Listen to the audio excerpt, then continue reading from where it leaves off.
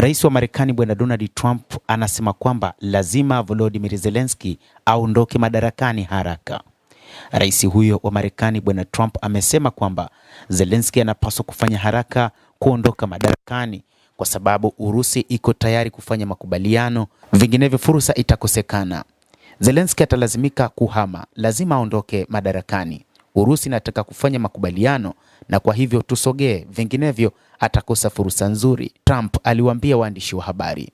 Kama msemaji wa Kremlin Dmitry Peskov alivyoripoti mapema Ijumaa, mazungumzo ya amani yataendelea Februari 17 hadi 18 huko Geneva.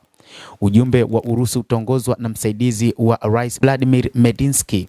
Raundi mbili za awali ziliongozwa na Igor Kostyukov, mkuu wa kurugenzi kuu ya wafanyakazi na mkuu wa kikosi cha wanajeshi. Peskov pia alisema hapo awali kuwa ni serikali ya Kiev ambayo lazima ianze mazungumzo.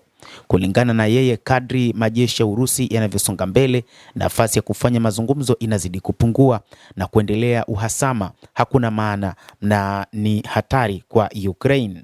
Urusi wakati huu inaonekana ikiendeleza operesheni yake ya kijeshi huko nchini Ukraine kwa kuendeleza mashambulizi katika maeneo mbalimbali na kuzidi kuteka maeneo mengi zaidi nchini Ukraine.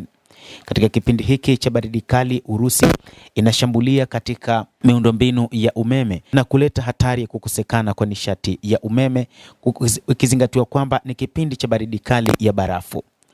Mchakato wa amani wa Ukraine bado unaendelea.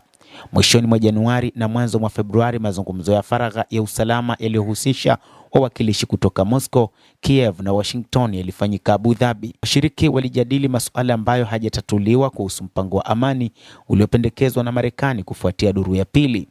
Urusi na Ukraine zilibadilishana wafungwa wa vita chini ya 157 kwa formula ya 157. Kulingana na vyombo vya habari vya kigeni, mpango wa awali wa Marekani ulijumuisha kuhamisha udhibiti kamili wa Donbas hadi Moscow, kutambua Donbas na Crimea kama sehemu ya Urusi na kufungia sehemu kubwa ya mstari wa mbele katika mkoa wa Zaporizhia na Kherson, lakini kupunguza vikosi vya kijeshi vya Ukraine kwa nusu na kupiga marufuku kutumwa kwa askari wa kigeni na silaha za masafa marefu nchini Ukraine.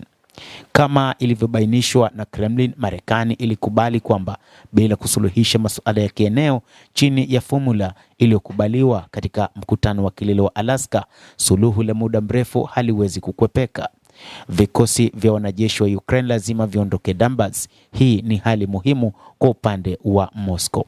Mtazamaji, endelea kutufuatilia na nikusihi usisahau kulike, kucomment na kusubscribe channel yetu hii. Mimi ni Adam Hussein. Endelea kuwa nasi wakati wote.